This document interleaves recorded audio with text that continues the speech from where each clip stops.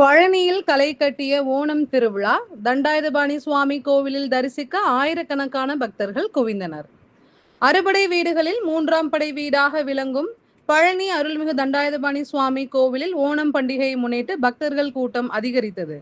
தமிழகத்தின் பல்வேறு பகுதிகளில் இருந்தும் கேரள மாநிலத்தில் இருந்தும் ஆயிரக்கணக்கான பக்தர்கள் பழனிக்கு வருகை தந்து தண்டாயுதபாணி சுவாமியை தரிசனம் செய்தனர்.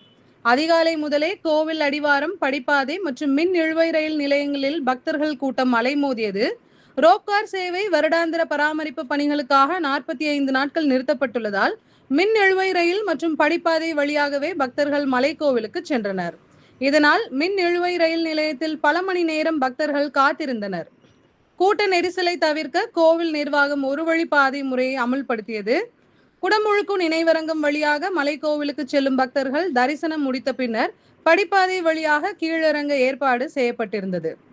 மலைக்கோவிலில் பொது மற்றும் சிறப்பு தரிசன வரிசைகளிலும் பக்தர்கள் 3 மணி நேரம் வரை காத்திருந்து சுவாமி தரிசனம் செய்தனர்.